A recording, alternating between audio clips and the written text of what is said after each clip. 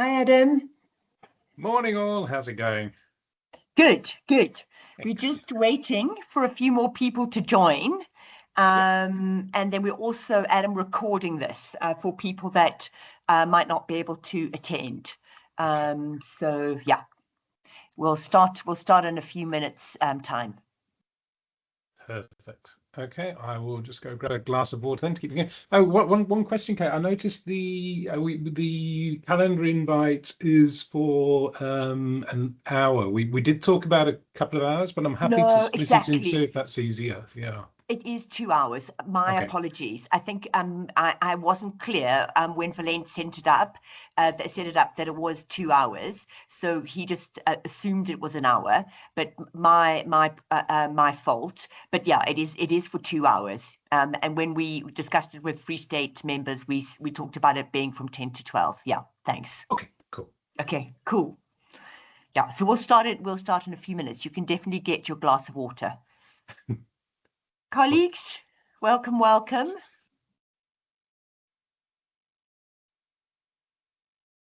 Thank you Oh, very nice to much. see everybody. Hi, Johnson. Hi, Kate. How are you? Good, good, good. So I think we'll probably start like at 10:05, and then we're going to record. So if anybody gets here late or whatever, that we'll definitely have the recording as well.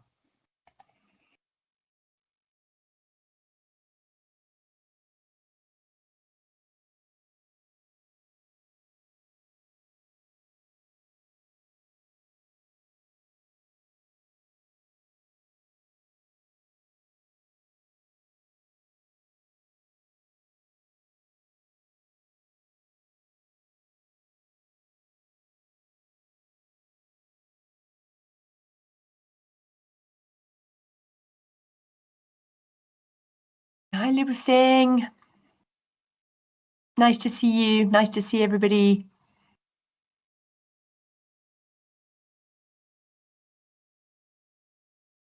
So as I've stated before, we're gonna start at like 10:05 just to allow everybody to join.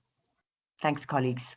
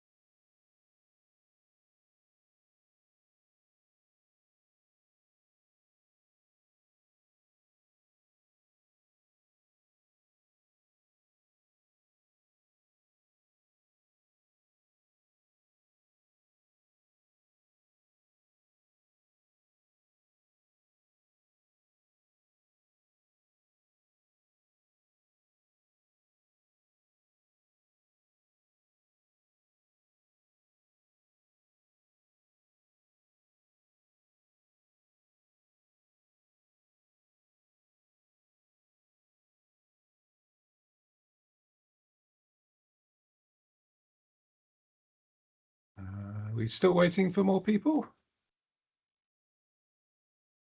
I think we can actually get going. You're right, Adam. So yes, I think people can join us along the way because I know we've all our time is very valuable.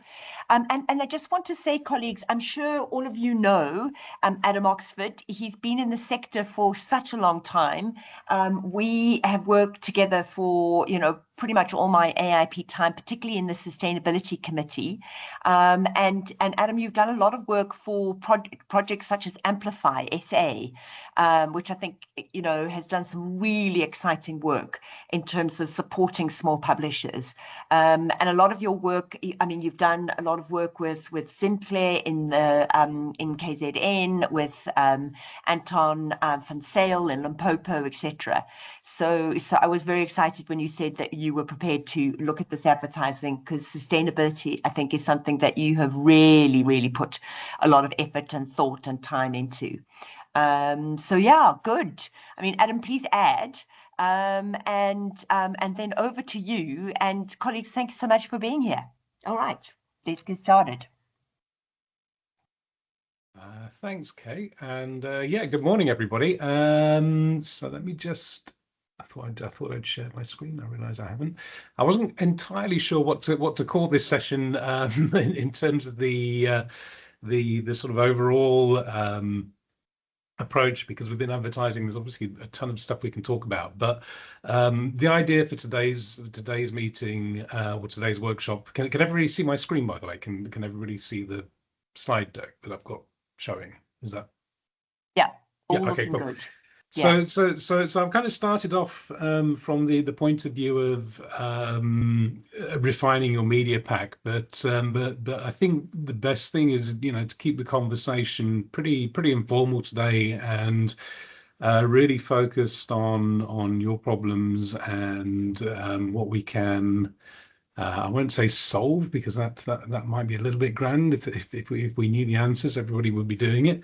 But you know, the more we can discuss your specific issues and come up with ideas to address them, the better it is. So the idea for this workshop came from a conversation between myself and Kate. I hope you don't mind, or at least aware, but Kate forwarded me the corporate profile for Free State Media, and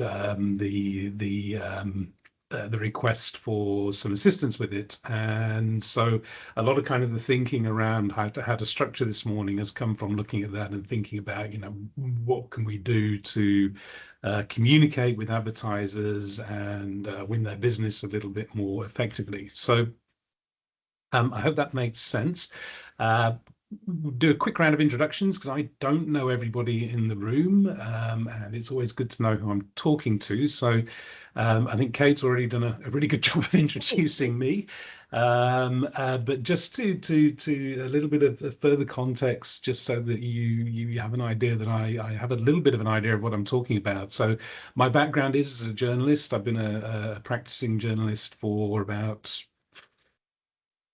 it's getting close to 30 years. It's not quite there yet, which is a little bit depressing, but but also quite exciting.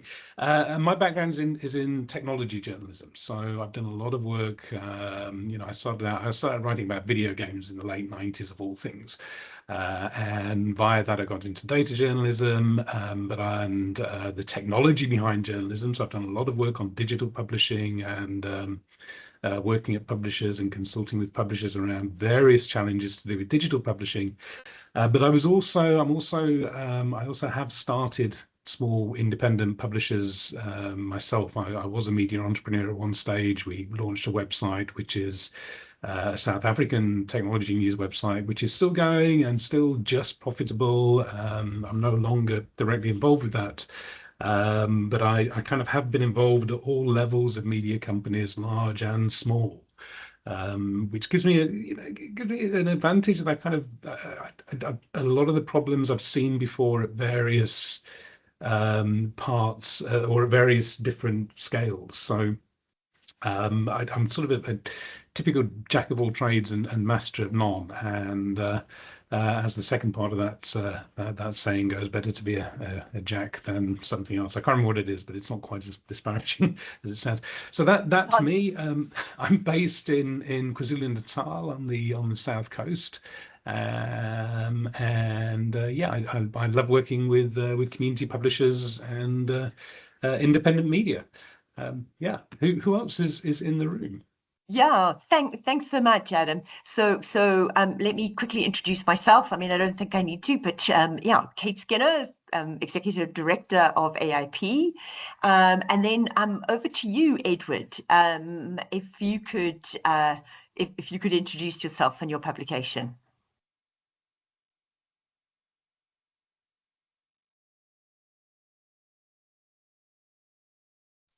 Good morning, good morning, good morning. It's David, David Mkoncho.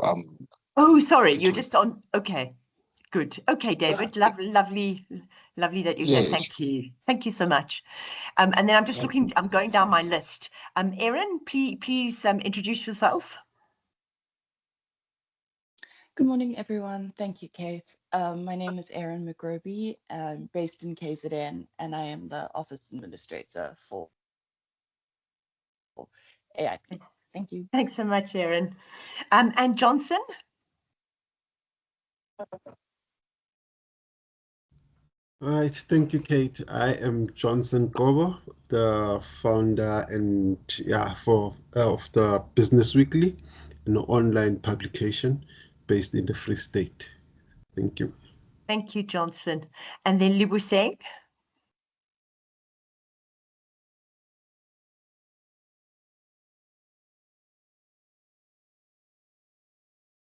Libuseng, a shame. Are you struggling with unmuting yourself and okay, great. Libuseng, please go ahead.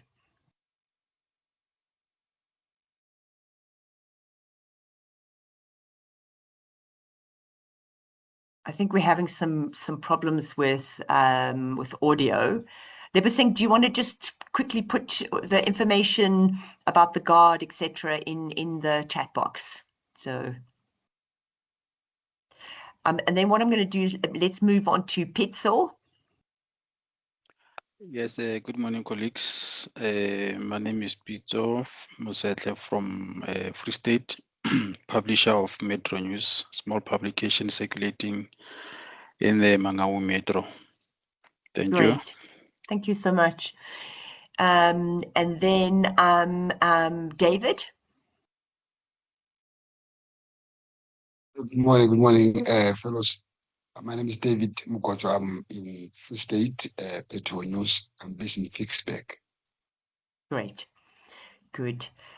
I think that's it. Have I missed out anybody? Yes, Kate, good morning. I think I didn't introduce myself as well. My name Yes, is please go Edward. ahead. Yes, my name is Edward Mpolebetsa. I'm also from Free State. I'm the publisher of the publication called the Pulse in the Free State. Yes, thank you. Thank you, colleagues. That's, yeah. So over to you, Adam. Thank you, everybody. Thank you. Thanks, everyone. And just before I get going properly, is everybody, all of the different publications, are you all part of Free State Media Cooperative? Is that right? Because Yes, we are. okay, Yes, I am. fantastic. Okay, brilliant. And you're happy for me to use this document I'm sharing on screen here and sort of refer back to it as we go through. I was just a bit wary that if there were other people in the room, I didn't want to show your corporate profile if you were worried about that. But if everyone's from the organisation, that's okay. Brilliant. So, colleagues, yes, I'm sorry. I do hope that was okay because I said to Adam that I wanted it to be very practical and specifically look at the profile so we could build it. So yeah, do tell us if that's a problem. But my understanding is that was specifically what we were doing. Thanks, colleagues. Okay, so I'm going to start off. This is not going to be a workshop where I do all the talking, everybody listens, take notes, and then goes back to doing things exactly as they were doing before, hopefully, which is unfortunately the way so many of these things do end up. So, but I wanted to start off with a bit of a question, and because I know everybody's on sort of different connections and machines and so on. I'm gonna take notes on this whiteboard as you're talking. So bear with me if I'm typing a little bit slowly. I'll try and keep up, but rather than ask everybody to access the whiteboard and then we spend 15 minutes trying to get it working on a mobile phone, I'll just take notes as people are talking. But the question is, what do advertisers want? We can either go around the room or people can just shout out answers. Hopefully we'll hear from everybody. But before we can really start talking about about how to talk to advertisers through a media pack or a rate cards or any of the other tools we have. What are advertisers actually looking for?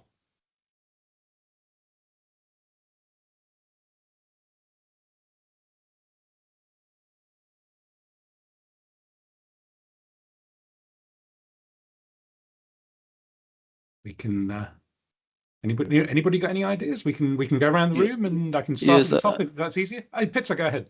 yes. I think they're looking for numbers. They're looking for numbers, but again, they are looking for instance, if they are targeting, say, women, they are looking for those particular women, or men, or whatever. But that's what they are looking for, especially numbers. Thank you. Okay. Okay. Ed, I think advertisers are looking for they are looking for their product to be known. That's number one, and they are also looking for for sales themselves. They are also looking for money themselves. That's what I think. Thank to you. add that, to add to that, I think they also, apart from looking for their reach, the people they want, their targets, they also need a credible source that they can use to convey their message to the to their customers.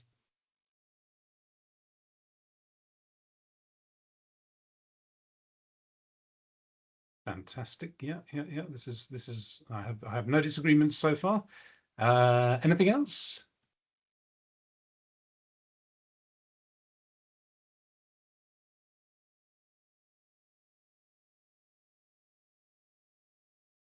So Adam, could I say something about that? That advertisers also want to look particularly at engaged audiences. So the issue, so it is definitely numbers, as colleagues are saying, but also if you can show that you've got a very loyal, engaged audience, that also could make advertisers really happy.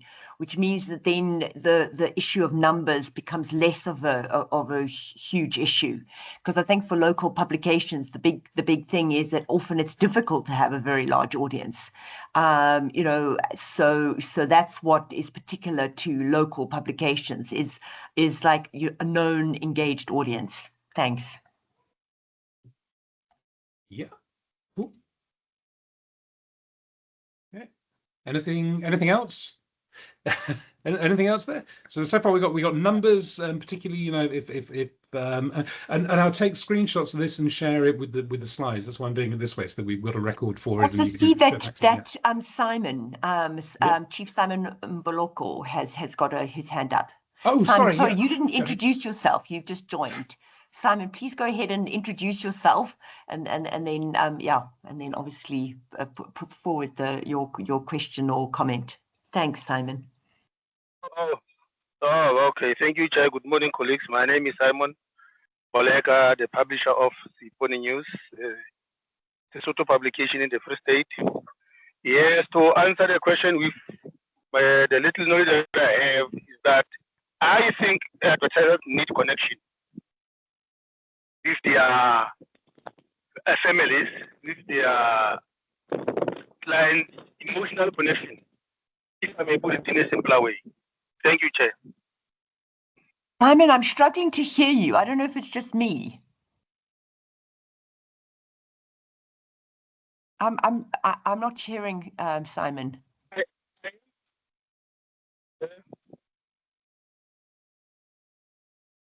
Simon, Yeah, I think maybe what you need to do is just put it into the chat box, because I can't hear you.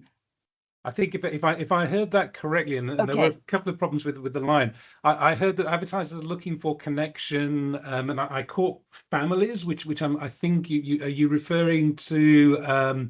Advertisers want to support their local community, for example. Would that be a way of phrasing it? I don't want to put words into your mouth. Yeah.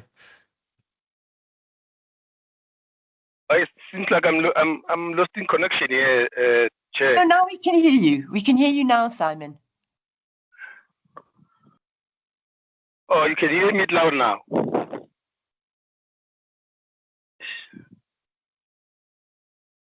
Okay. Yeah, we can hear you. Go ahead. You've disappeared again. So, Aaron, I see your hand is up. I was trying to say, Chair, I was trying to say advertisers, what they need is to connect. Aaron, you are on mute. With families. Okay, sorry, I was just waiting for Simon to finish. But we can hear him. I don't know if it's only you there, Kate. We can hear him. Okay, my apologies. Maybe it's just me. Okay, sorry. Please, Simon, go ahead. It might just be me.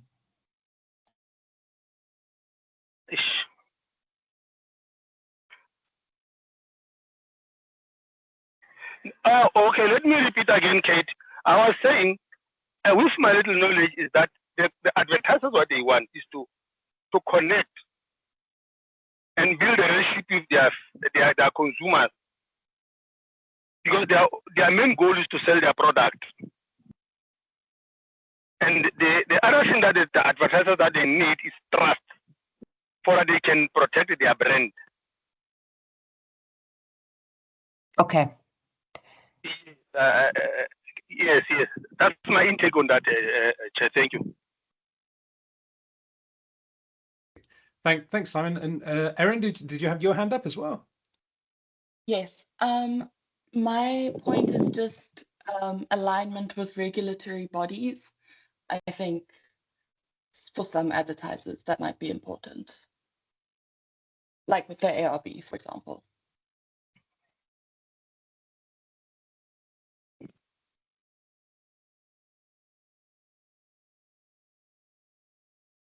Okay. Anything else? And anybody wants to add? What are advertisers looking for? So far, we've got looking for sales and ways to make money. You know, that should be a given. That's, you know, ultimately they're looking for.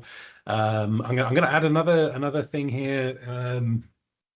Just to another way of saying this, you know, return on investment. You know, what advertisers are looking for is return on investment. If they spend 100 Rand with you, they would expect really, you know, quite reasonably to make 150, 200, 1,000 Rand back. So they're looking for return on investment. That might be short term, you know, or it might be long term when you're thinking about their brand equity. And a couple of the comments here sort of feed into, you know, what is the advertiser's brand equity? If they're advertising for that kind of brand awareness. Simon, you were talking about, you know, building that relationship with their customers, something that is long term. I really like that answer. That also feeds into the comments around, you know, trust and the brand connection. Having a credible partner in the news organization to advertise with, you know, all of these things are kind of those soft benefits of advertising. It's not you're going to make 150 Rand tomorrow, but you might make 150,000 Rand over the next 10 years because you're developing that kind of relationship through your advertising partners with your consumers. We've got engage, and again, that also speaks to regulatory bodies.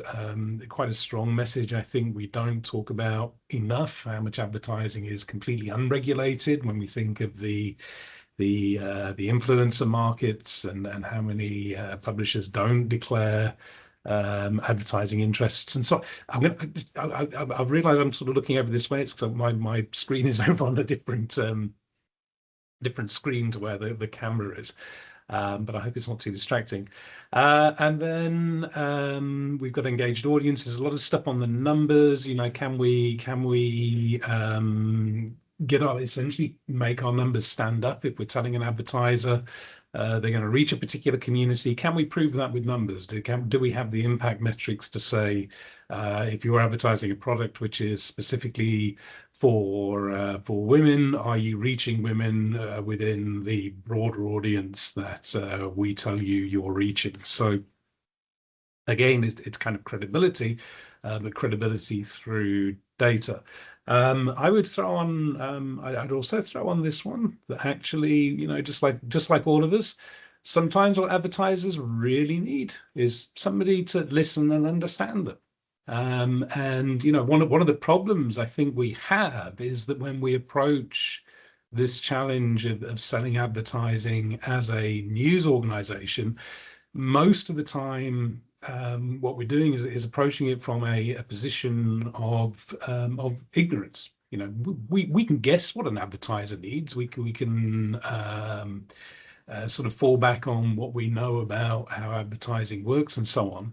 But are we actually listening to the advertising partner? Are we thinking about what they're telling us they need? And one of the biggest challenges that I see working with newsrooms is that there is, and I don't know if this is true of your organization or not, but one of the biggest challenges I see is that quite often salespeople get the rate card, they decide on the rate card at the start of the year, they say we've got banner ads, we've got print ads, we've got native advertising, we can make videos, we can do sponsored sections, and they put a price on all of these things, as you should. But if those things are not quite what the advertiser is looking for, quite often the salesperson will sort of give up and walk away. And if they can't sell kind of one of these pre-packaged units of advertising, let's call them, they don't have enough imagination, or they don't apply their imagination to think, you know, how can all of these things which we can do as a publisher meet what this advertiser actually needs, what they're telling us they need. If they're telling us they need to target, I'm using the example of targeting women because somebody mentioned it, so I'm wondering if that's something that has come up. You know, if they're telling you they need to reach a specific part of your audience, and we don't have a way to do that effectively, are we thinking about combining different methods on the fly and being able to offer them something that does meet their need more directly? Or do we walk away and essentially leave money on the table because what we think we have to sell doesn't match it? So you know, in particular, you know, an obvious example for this would be we can, if we're publishing online, we can do targeted advertising through something like Google Ad Manager to only show a specific advert to visitors that we think are female. It's never 100% accurate, but that is trivial to do. You can do it on Facebook, and it is more accurate because Facebook has definitive data points about everybody who uses Facebook.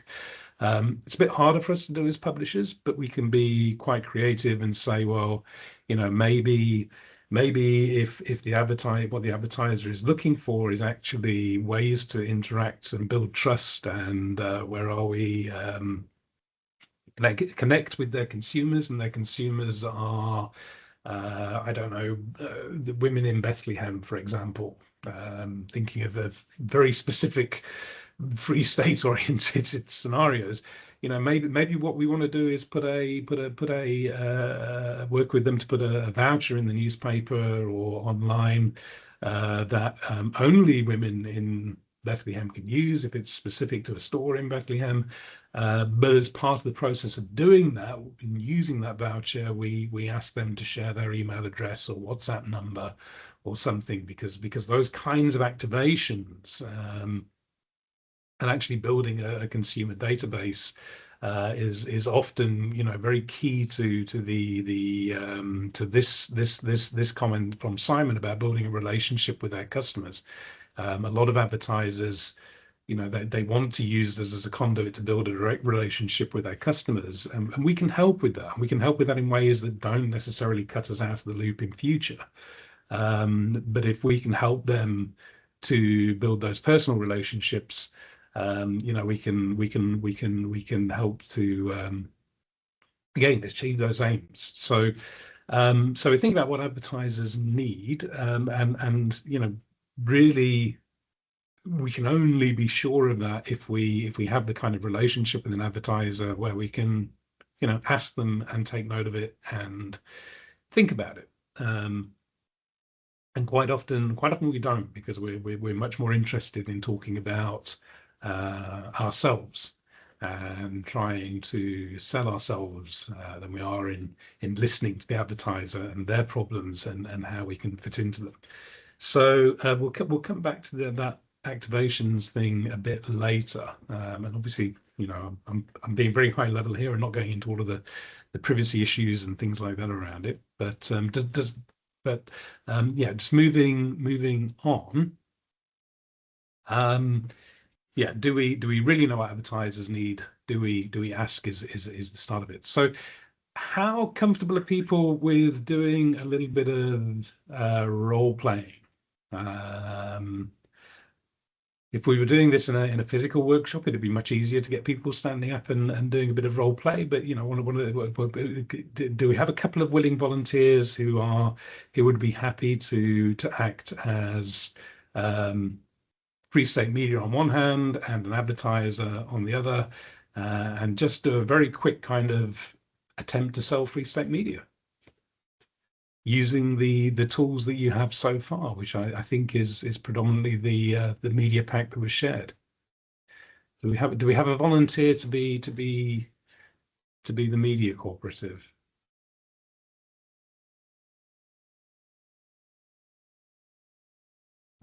I have a dice handy, so if we don't have a volunteer, I'm just going to roll a dice and pick people.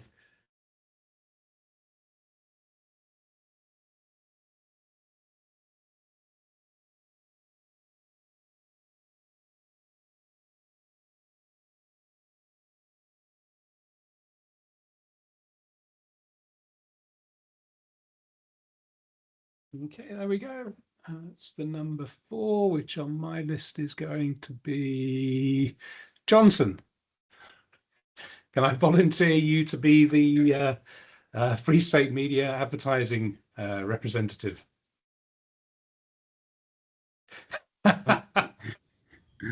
Fantastic. I will try. Yeah, it's okay. Thanks, Johnson. Thanks, Johnson. Okay, anybody want to volunteer to be the advertiser trying to who we're trying to sell to? Or do I roll the dice again?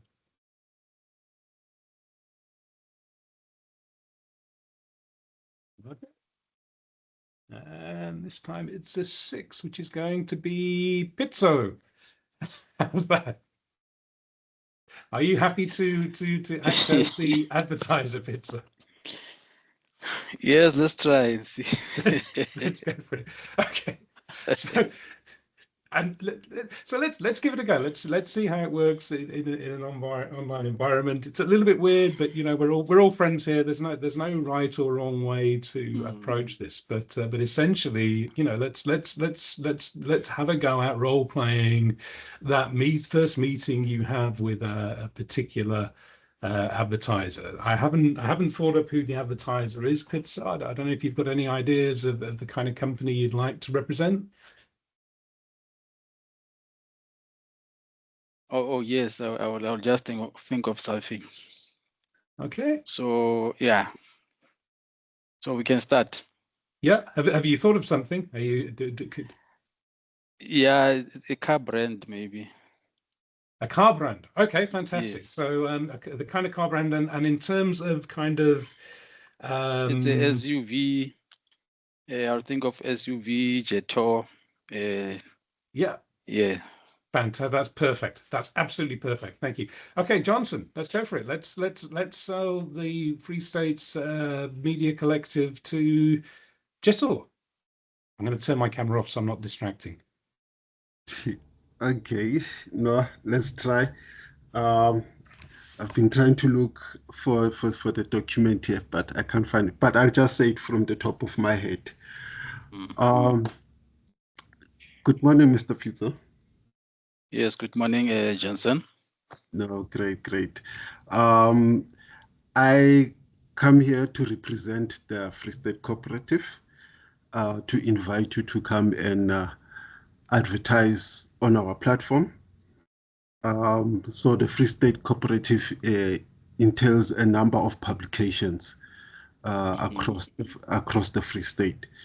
And then with the publications, we come with our different numbers. So we combine a total of probably 100,000 readers. So we have different platforms. We have your print, and then we have your online, and yeah, and so forth. So these comes across different LSMs. So you have, when you advertise with us, you'll reach a whole spectrum of people there. You have a whole lot of platform.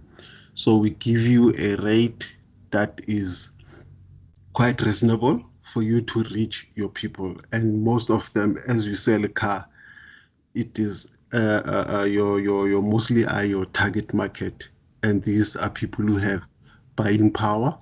They are able. You are sure that when you come on board, definitely over time you will get your return in investment. So this is, as we say, here is our platform. Use our platform to reach your target market. Okay. Thank you, Johnson. Yes, man, we are interested in advertising, especially focusing to Free State. Because we want to capture the market in the Free State. But however, our new model, the Jeto T2, it's an SUV sports utility that is mainly aimed at women from the ages of 27 up to 45, because we think this is the entry a model that we want to sell mostly to working women. So I don't know, in terms of the Free State, would you guarantee that we'll be able to reach our target audience, especially women working in government and so on? Yes, yes. So, like I said, we reach a number of uh, your target market. At about 30% of our readers are fall within the middle class, and these are working women. And then, given also the landscape of our province, some of them, they come from different areas that also need the use of USVs and so forth. So these are definitely people who can afford this, and some of them may be uh, single, and some of them have families. Some, yes, are empty nesters, but they use these kind of vehicles. These are kind of vehicles that are appealing to them. So we do have that kind of target market for you. Yes, okay. Thank you very much. But I'm missing some of the points from your presentation. For instance, how are the roads in the Free State? Since you are all over, since you cover the whole of the province, according to your business profile. So remember, our SUVs, we are targeting off roads, roads that are not well maintained. So I'm not sure if those areas, are you able to circulate areas like Kwakwa, areas like your Northern Free State, and so on. And again, the last question will be in terms of the affordability. Our range, our new model, we are targeting those kind of women that are earning at least between 25 and 35K. So have you conducted a study that shows that your readers are in that range? Yes, definitely. We do cover the whole of the Free State, and then some areas where they come from, they go through gravel. They might need to use vehicles with off-road capabilities, which is those UFVs that you are selling. And yes, we the challenge is some of the roads are not good. They are not good for smaller cars.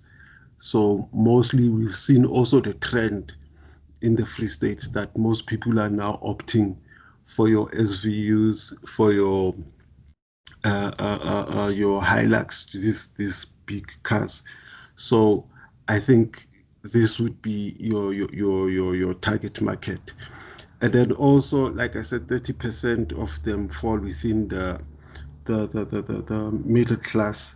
So you look at our LSM, our research shows that our LSM, mostly of them are within the middle class. They are these entry level, emerging middle class and middle class.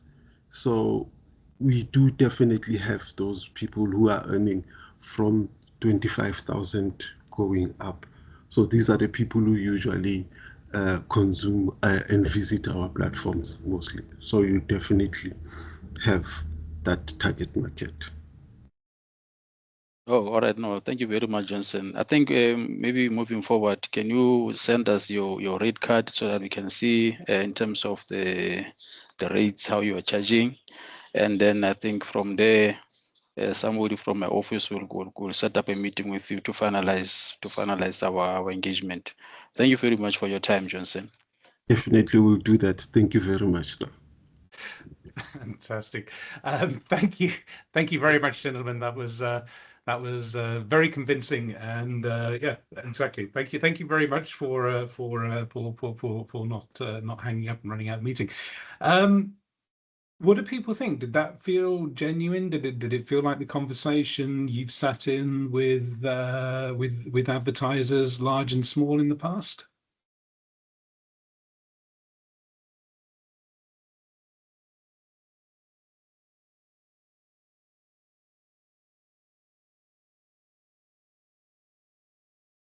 Does anybody think, including Pizza, do you think Jetor are going to advertise with Free State Media Collective off the back of that? Go ahead, Pizza. Yeah. Yeah, Yeah, yes, yes. I think. Oh, somebody's. I was using my mic because I've been muted, so I'm trying to see if you can hear me. Yeah, we can hear you. Go ahead, Lucille. Yeah, it was very, very convincing and sounds real. And it looks like both parties have done their homework. They know the topic that they were discussing. Yeah. Yeah. Pizza, go ahead.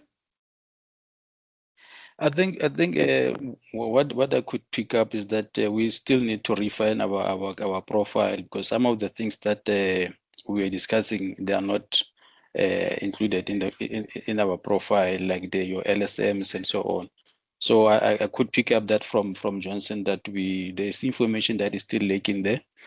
And I think we need to retune our profile to fit all these topics, so that when we present to potential advertisers, we can have all the information that is necessary to convince the potential advertiser.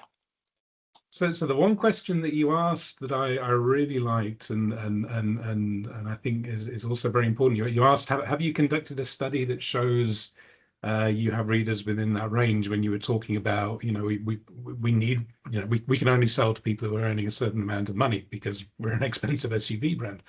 Well, we're an affordable SUV brand, but we're still expensive in the greater scheme of things. And I did wonder, I started to get a few alarm bells ringing, because everything Johnson was saying was almost too good to be true.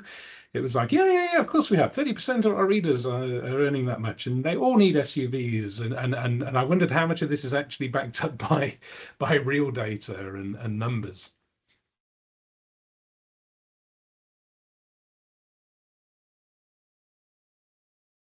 Was that stuff that I mean, because you were talking about a lot of numbers there, 30% middle class, range of LSMs, mostly women, with some of the other data points you said, and how much of that is factually correct, and how much of it was purely for the role-playing exercise, Johnson?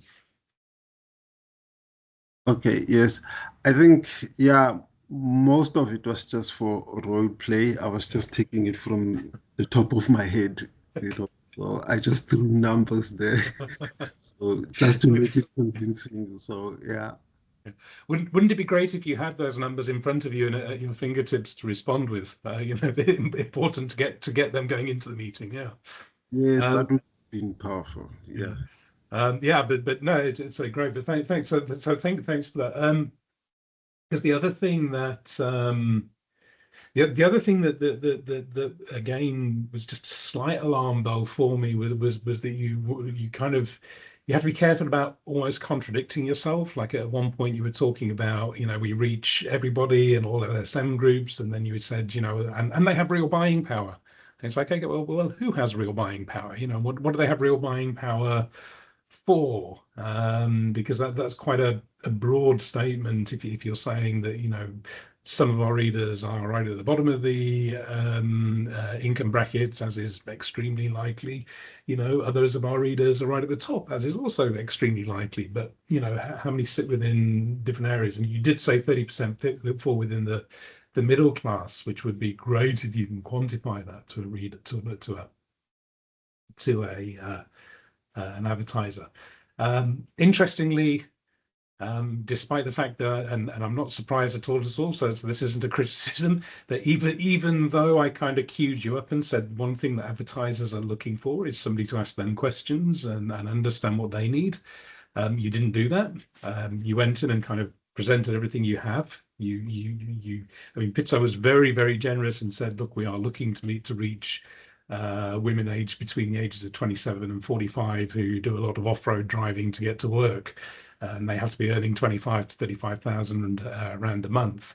But if you can preempt those statements, if you've got a script, or you can go in prepared to ask those questions, how organized and professional does that make you look, that you're thinking ahead and trying to understand what it is the advertiser needs, rather than being completely reactive? And that puts you on the back foot, because then when they say we need to be reaching people who earn 25 to 35,000 rand a month, your only next step is to go, oh, we've got that, we can do that, no problem. And then I'm kind of like, can you, is that right? It seems a little bit too good to be true that you're telling me everything I ask for you can get. Again, one of the other questions that I would be thinking about in terms of advertising today is advertisers can get a lot of data about the effectiveness of their ads. If they go directly to Facebook or Google to buy advertising, they can literally see who is responding to the advert, who's clicking through, who makes a purchase, how many people get to a checkout, how many people finish that checkout process. These are all data points which are widely available, which can be captured in Google Analytics, can be captured in Facebook Analytics, Reddit, wherever you are.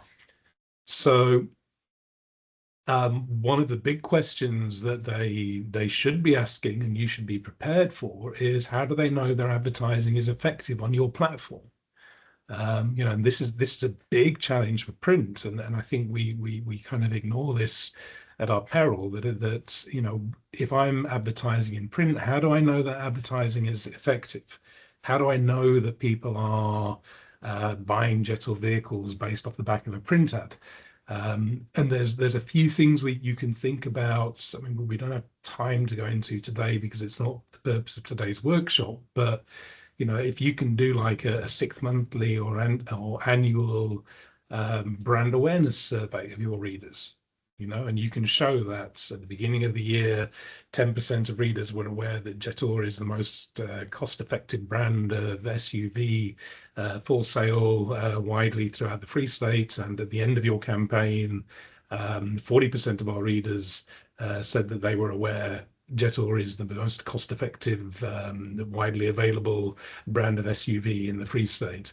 And then you've got something you can directly measure and take back to the advertiser on the effectiveness of that campaign.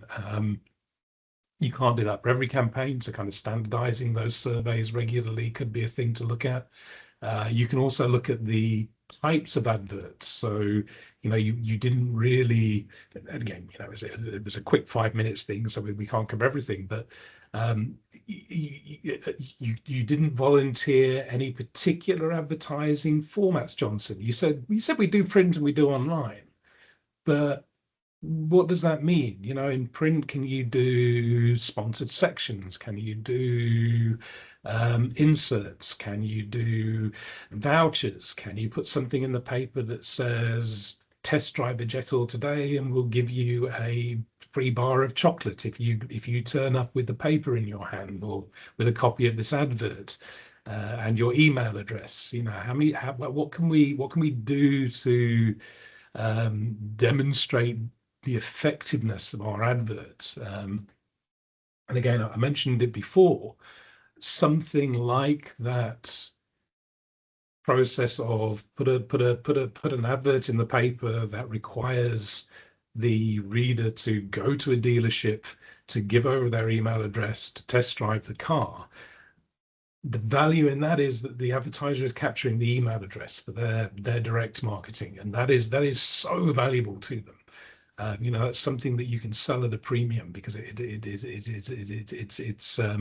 data that they can use for the rest of their business services and so on. And you know, you might be worried that that means they're planning to cut you out if they have a list of everybody who's likely to buy a Jetil in the Free State.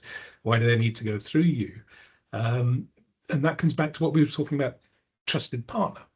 You know, if you can work with the advertiser, if you can show that you can be creative and innovative and understand their problem and help to solve it, they're going to keep coming back to you. That's a long-term relationship that has real value for both sides of the table there. You know, they're spending money with you, and you are really delivering for them. Please feel free to jump in and say anything at any time. I mean, and does this sound familiar to people? Is this something that you generally do in those sales meetings at the moment? Obviously, you know, in those sales meetings, you have a little bit more time than Johnson had to sell a pizza there.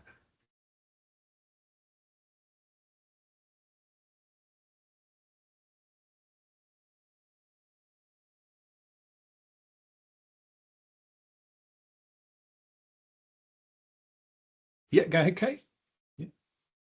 So one of my questions, Adam, would be, you know, would you do something like a survey of your audiences, like at the beginning of every year, to kind of and ask them because I remember doing this for Daily Maverick once, which was like it was interesting. It was a very long survey and it asked you all kinds of questions about your kind of purchasing habits. It also asked you questions about, you know, are you male or you're female? What race are you? How old are you? You know, what is your education level, like a lot of stuff. But the thing which was interesting about it was that they had a very big prize.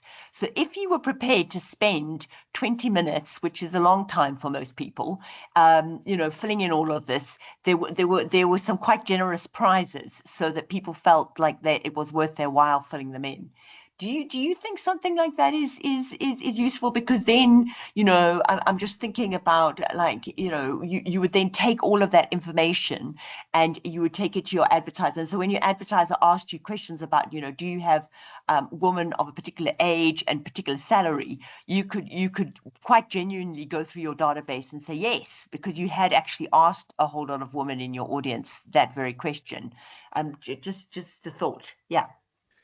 Yeah, totally. I mean, I would definitely do that, and like you say, but the other thing I'd look at is so that those kinds of surveys, those sort of traditional readership surveys that we've been doing. You know, I remember doing these with Future Publishing every year. We would do exactly that, and we wouldn't pay for the prize.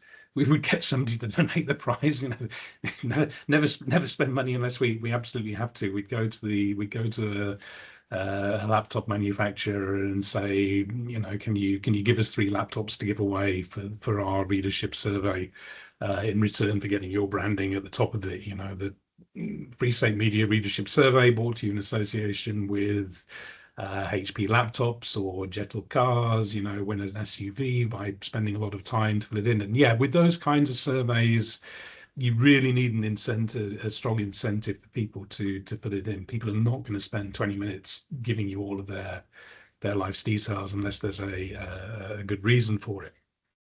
or something in it for them beyond altruistically helping the company build up their readership profile. But then the other approach is I would never stop surveying. And that's both for commercial reasons and for editorial feedback. And again, it's something we don't do as independent media at all. I would be thinking about every single opportunity I've got to put a quick poll or survey or question in front of people, and how I can use that data at the back of it. So rather than sending people a 20-page survey once a year, or maybe as well as that, every time I send an email, an email newsletter to people or a WhatsApp newsletter to people, I include a little poll at the end of it. Maybe if I'm really interested, if I've just had a meeting with Jetor and they're kind of on the fence about buying advertising, maybe I put a question in the bottom of my next email that says, what is the next car brand you're likely to buy? Jetor, Ford, Toyota, Volkswagen.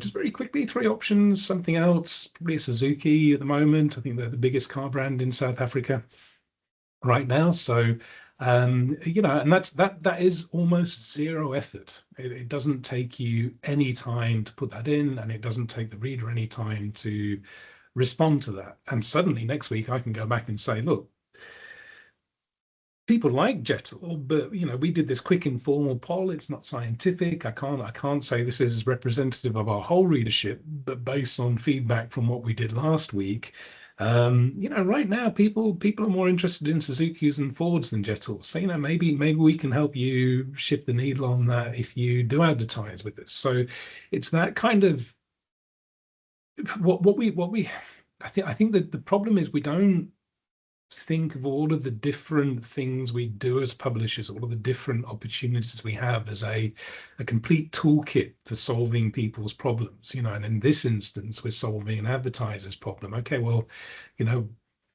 we want Jetor to advertise with us. We think they should be advertising with us. Is there anything we can do to convince them in that situation? Or, maybe we run that survey just because we want to start approaching car brands, and now we've got some data we can go to them with generally. Demographic data might be a little bit trickier to get that way. It's a bit harder to do a quick light-hearted survey at the end of an email that says, are you male, female, or other? That might not be that might feel a little bit intrusive to people receiving an email, but there's probably ways we could work in similar questions if we wanted to do a quick Q&A. And like I say, so it doesn't always have to be a big statistically viable survey that we can stand up scientifically. And actually those readership surveys where we have a big prize at the top, I mean, they're from a research point of view, they're not particularly robust because people are responding because they want a prize. They're not responding because they are regular readers of one of your newspapers. Anybody can enter that competition.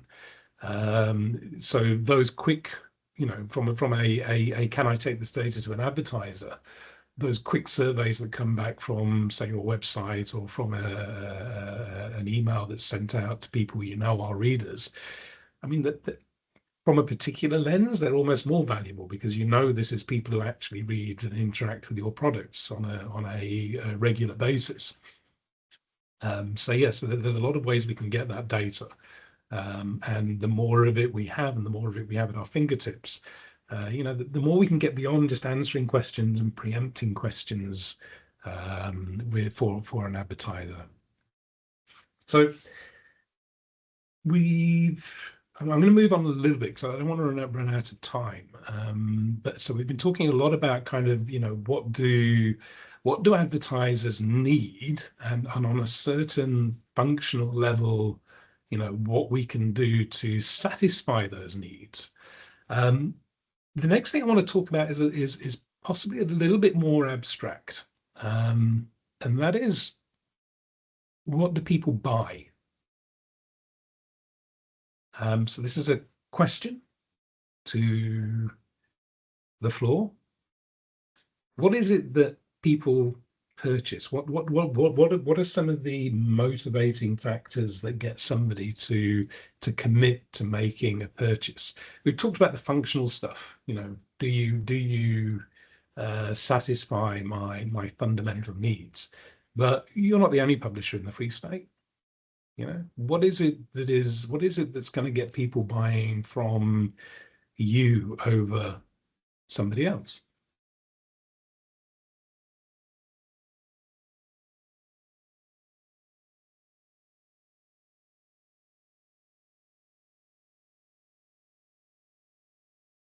Go ahead, Kate. So also, I mean, that's an interesting question, Anna, but I'm also thinking that also what's interesting about having a cooperative is that when you're selling to an advertiser, you're also saying it's all of us together, you know, that are important. So it's kind of like I have unique selling points, but also as a collective, we've got particular unique selling points. So yeah, so that's an interesting one. Thanks. Yep, I'm going to come back to that because that's very much at the heart of where I think the strength is. But yeah, Simon, go ahead. Yeah.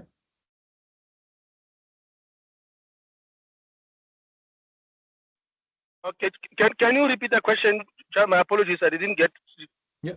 So the question is very simple. What do people buy? Beyond a product, beyond something that meets their needs, what are kind of the motivating factors for making a purchase, particularly in the context of, you know, there are many publishers in the Free State, large and small. You know, what is it that's going to get people buying from the Free State collective?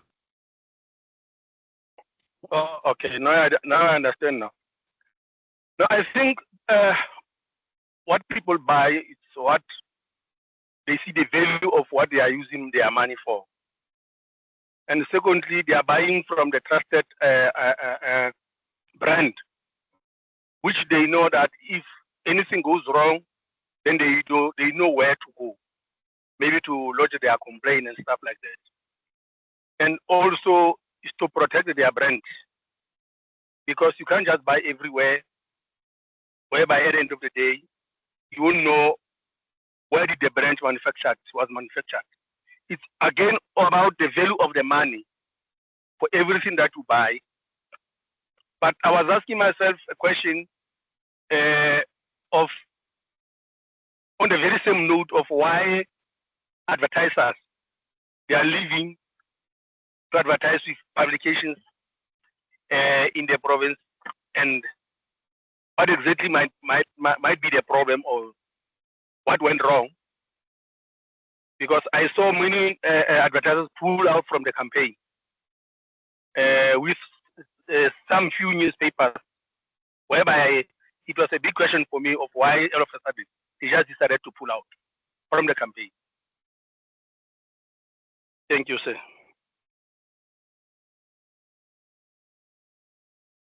Fantastic. So so I totally agree with all of that. I want to give you a slightly different framework for thinking about it. So this is a model which is really, I mean, to me, it's the fundamental tool for thinking about business strategy, whether that's publishing, reaching more readers, developing your audience, or in this case, developing your advertising funnel. And I haven't got anything on the advertising funnel, by the way, which is something we can follow up with in terms of CRMs and lead generation. But I wanted to keep this quite practical in terms of the pitch deck today. Sorry, so with that caveat out of the way, the fundamentals of every organization can be broken down using this tool called the Golden Circle, which was created by a really smart business thinker and actually quite incredible human being called Simon Sinek, a really interesting guy, and I recommend you read all of his books because they are fantastic reads. And essentially, what Sinek says is that everything we do can be split down into three constituent parts. You have the what we do, the how we do it, and the why we do it. So at the outside of the circle, the what we do is the products we put out there. You know, the things that we create, the goods, the services, the stuff that is visible. The how we do it is the processes, the knowledge, the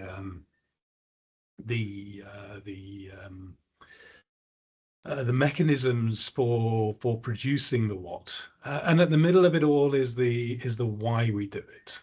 And I just want to go through again. I've got a little thing here. I just want to go through this exercise with you very quickly. In just we'll just take a few minutes, and again I'll do the note taking rather than ask people to use the how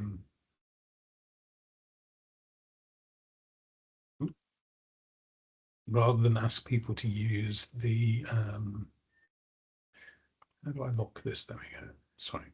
Rather than ask people to use the whiteboard themselves, I'm going to do the note taking here.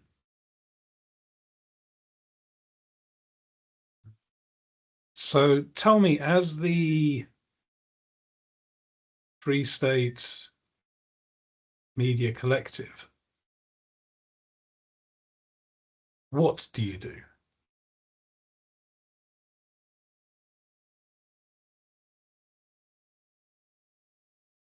Can everybody see my screen okay? Yeah, we can. Good. Thanks. So what is it you do as the collective? What are the things that you produce that essentially people buy?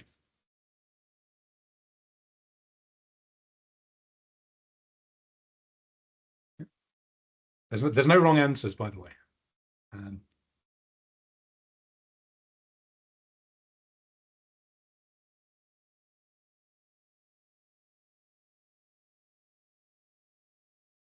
Yes, for now, our services as the collective, we package content for clients.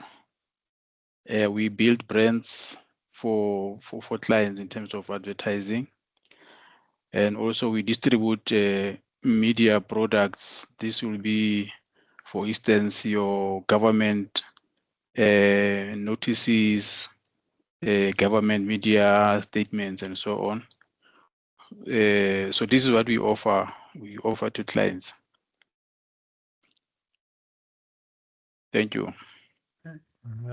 For notices, so I'm just. What was that you said? You build brands for? Oh, for clients, was it? Sorry, I did. Yeah. Okay. Unmute. Yeah. Yes, we build brands or brand names for clients. Okay. For instance, in the case of the JETO, what we will do is that we'll assist them to build or to leverage their brand name, especially around maybe the issues of we could do like advertorials for them and so on. So that will be maybe a return on investment from our part. Giving them, say, a half pager where we only talk about JETO, what JETO can offer, and so on, but in a form of an article, not necessarily just an advert. So I'm gonna throw the most obvious thing that is a what, and that's you print newspapers, and also publish websites. Because this I think the how here, sorry, the build brands for clients, assist them to build their brand in the region. I think that's kind of varying into the how we do stuff. That's not necessarily a what we do. I'm a little bit unsure about that one, actually, to be honest. But I think you know, what we do is the actual stuff that we produce, the things that we make that people can see. So it's printing newspapers, it's publishing online?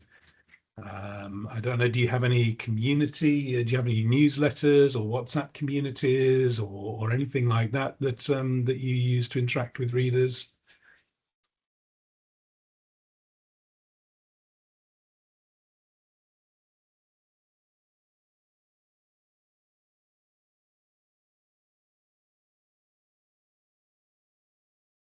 Sorry, do you have any newsletters or WhatsApp groups or any reader communities that you regularly interact with, both offline and online? Do you host events in shopping centers regularly, or you know, what are the things that you do as what are the things that members in the organizer in the collective do? Yes, we have a WhatsApp a group. We also have a Facebook page. So what we will do there just to post current affairs notices and so on. That can be accessed by communities, especially the Facebook. It accommodates everybody so that people can also voice their opinions and so on there. Yeah.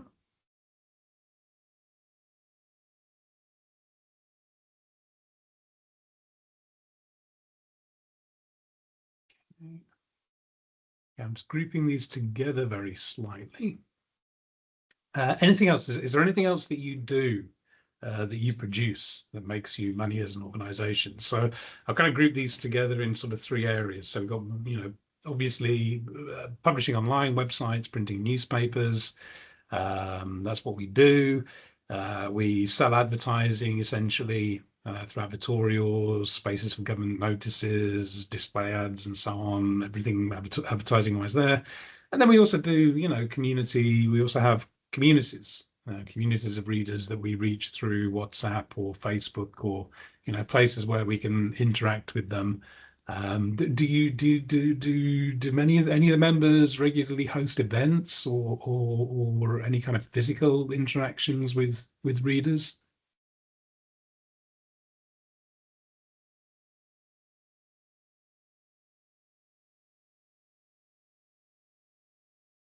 I'll take I'll take silence as a no. And the reason I wanted to list it, if it is something you do, is because this can be quite useful as well to see where the opportunities are to work with advertisers. Like if somebody runs a regular event or has a regular stand at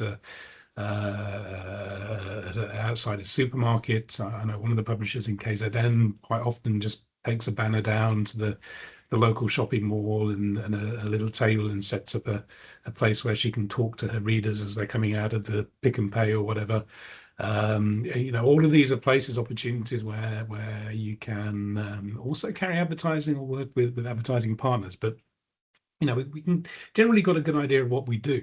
How do we do it? So how do we publish online and print newspapers? You know, how do we achieve these things? And I'm hoping the answer to this is quality journalism. We do this by creating quality journalism. We get these products at the end of the value chain that are created there. We also have our digital publishing experts, print experts,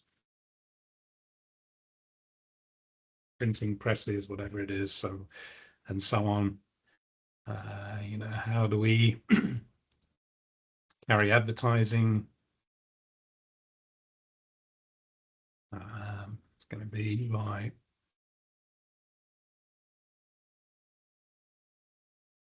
something like sales, all of the sorry, what Kate was talking about, the collective sales team.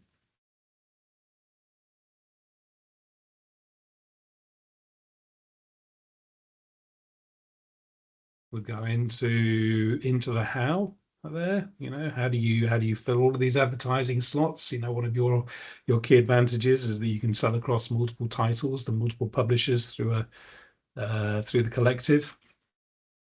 And then over here, you're going to have your community managers and so on. whoever it is that manages those WhatsApp groups and the Facebook pages. And the advantage of community media is that these are very rooted in the community. You guys, your strength is that you are very much part of the communities that you represent. And we differentiate ourselves as AIP members to Caxtons or IOL by being rooted geographically and socially in the communities that we represent. But again, all of this is the how we do stuff. Why do you do it? I'm not going to answer this one. Why do you do what you do? Everybody here in this room is intelligent. We're all well educated and experienced. I am absolutely certain that we could all be earning a lot more money doing something else with a job in corporate or even within government. Why do we do what we do?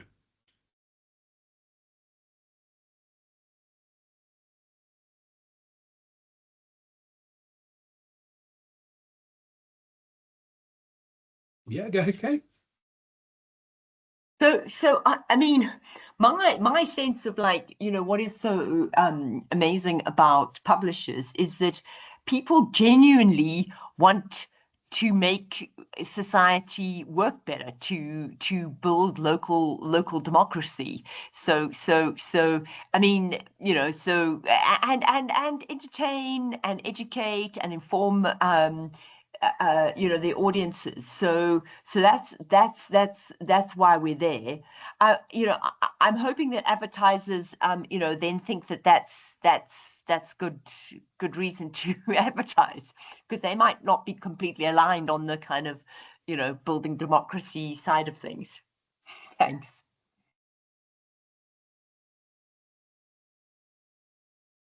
Thank you. Thanks, Kate. Anybody else? Why do you specifically, as the Free State Collective, do what you do?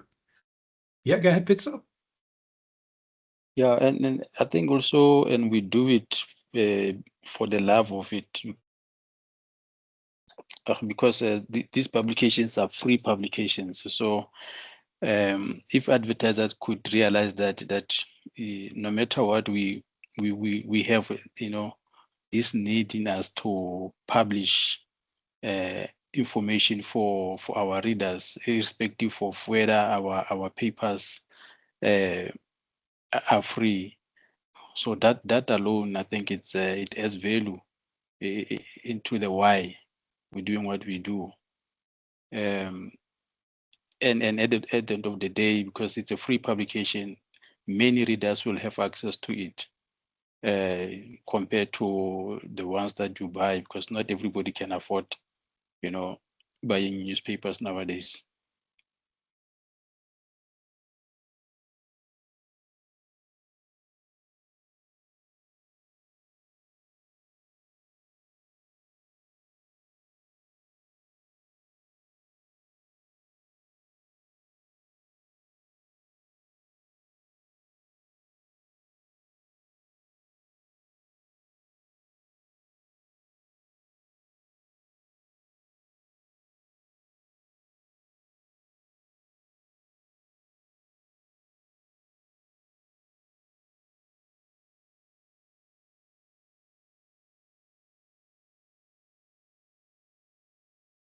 You're on mute, Adam.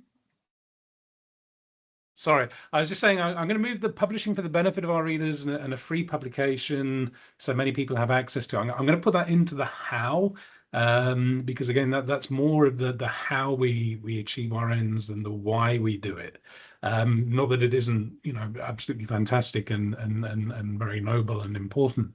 But I really liked what you said, for the love of it. And I wanted to dig a little bit into, what is it?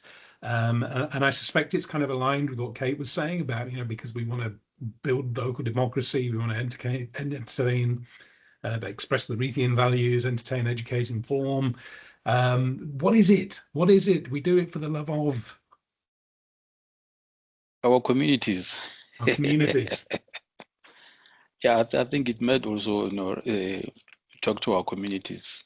Yeah, because we want our communities to be better. We want our communities to thrive. We want our communities to be socially, economically stronger, and to be more self. All of these things, we do it for the love of our communities. And and you see how awkward that feels saying it, how reluctant people are to actually say why we do this to a stranger, to this old white bloke from the UK. But surely that is why we do it. Does anybody disagree? Is that yeah?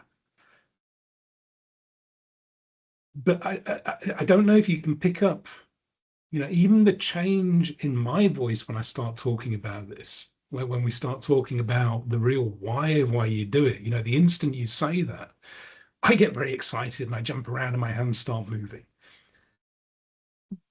The reason I'm doing this exercise in the context of advertising and selling to people, and we also, I also did this exercise in terms of audience development and website design and pretty much anything to do with publishing or any business I ever work with. This is an important exercise to do, is because quite often as an organization, and this is taken straight from Sinek's book, this isn't my words, and he's properly researched, he is an academic of sorts. Every organization knows what they do. We're all familiar with what we do. We have a website, we have a newspaper, we have a distribution, we're familiar with what it is we do. We have a WhatsApp channel, we have a Facebook page. Believe it or not all organizations are actually aware, and I use the word specifically, not all organizations are aware of how they do that. They don't think about, how do we manage our WhatsApp community? How do we get our newspapers to markets? How do we gather good journalism? How do we differentiate bad journalism and good journalism? It's there as institutional knowledge. It's there as what we call process knowledge, but it's not something we're always explicit about. Really few organizations, and again, this is across the board, this isn't just publishers, very few businesses acknowledge the why they do it. It's not about making money. Making money, absolutely important. We have to make a profit. We have to be sustainable. We have to keep the business going. But unless you are a psychopath, unless you are a Mark Zuckerberg or a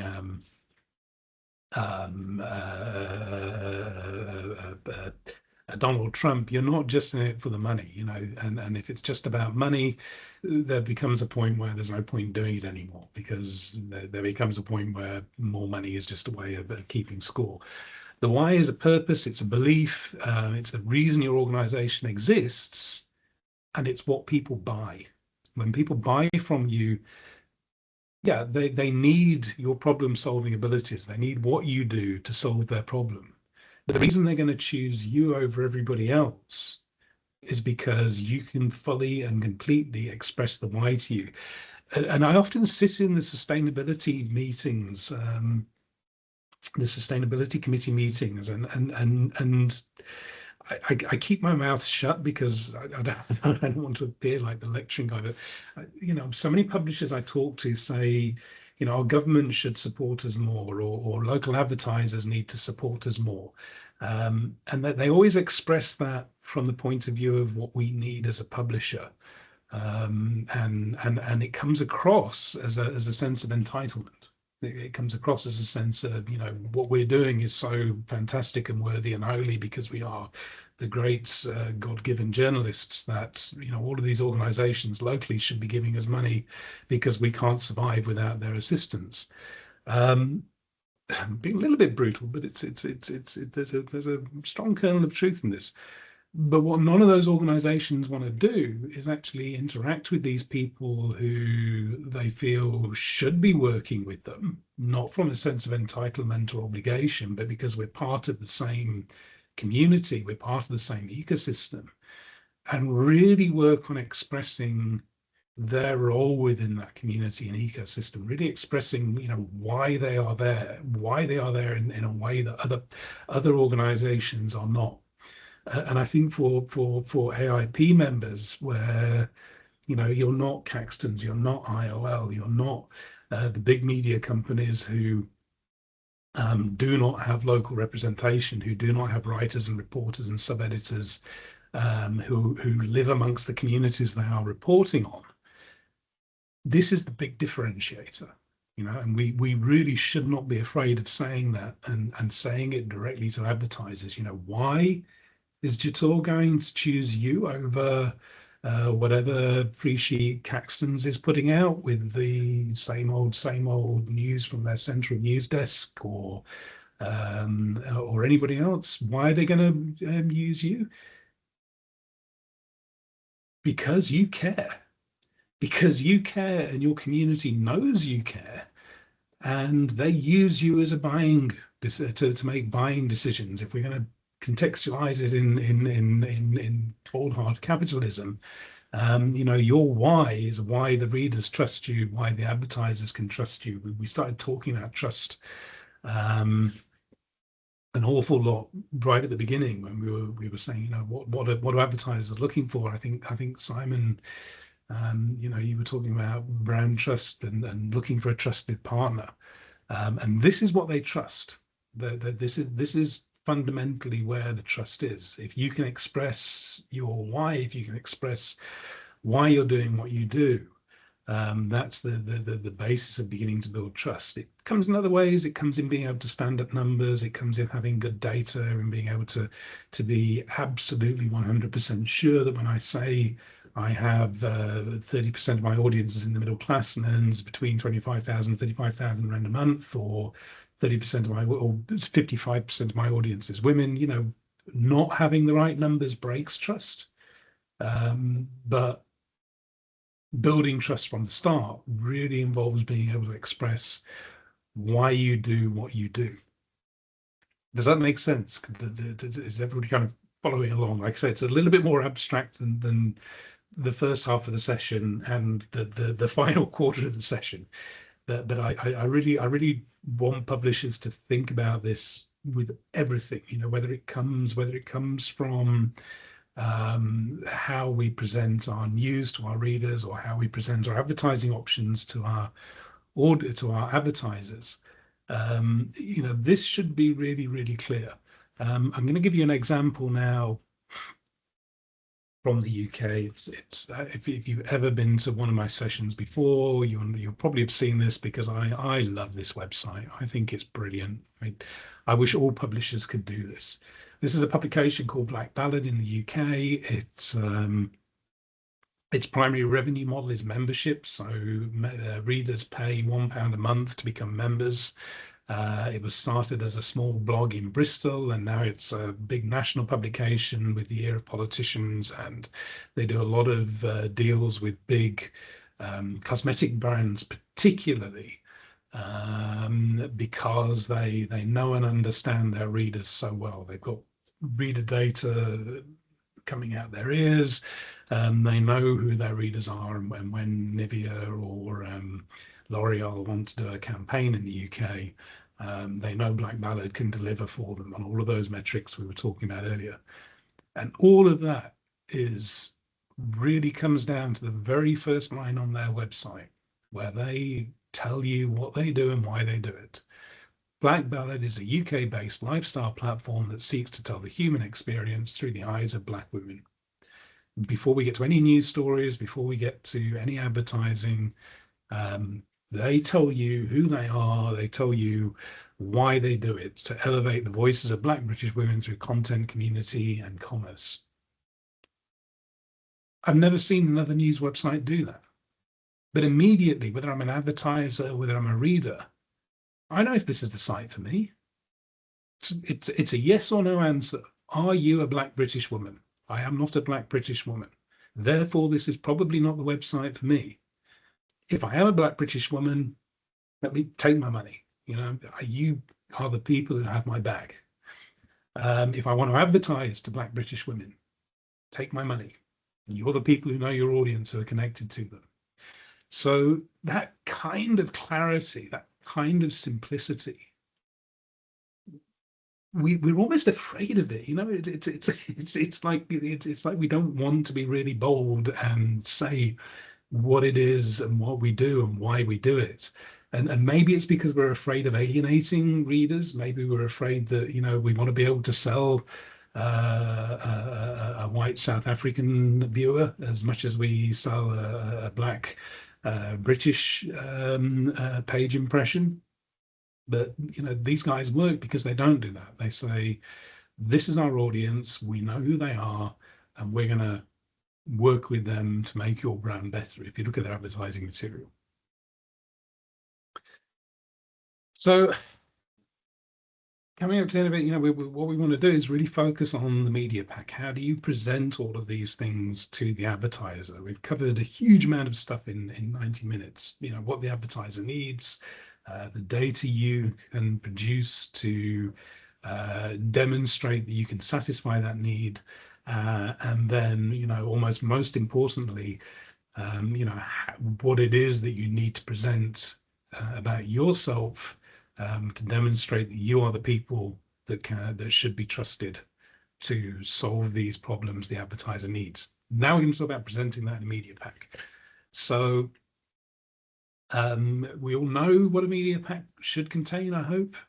It's very simple. I think it's very simple. I think it's very formulaic. I think it comes down to four things. One, I understand you and your need. I am the best organization to satisfy those needs. Here are the options that you can buy from me, and here's how much they're going to cost. And I don't think there's any more to it than that. I think that is everything that needs to be in a media pack, and probably in that order.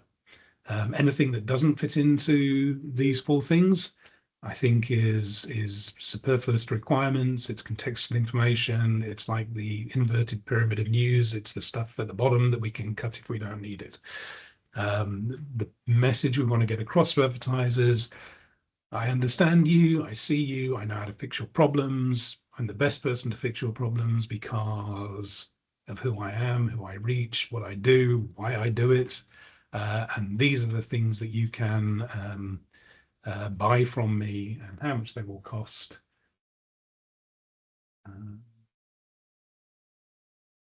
Sorry, I just need to turn that off. There's WhatsApp in the background. How much it's going to cost in order to satisfy those needs.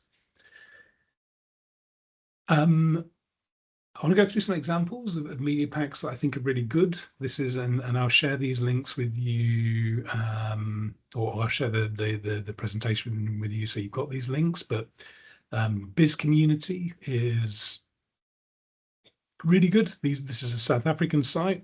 You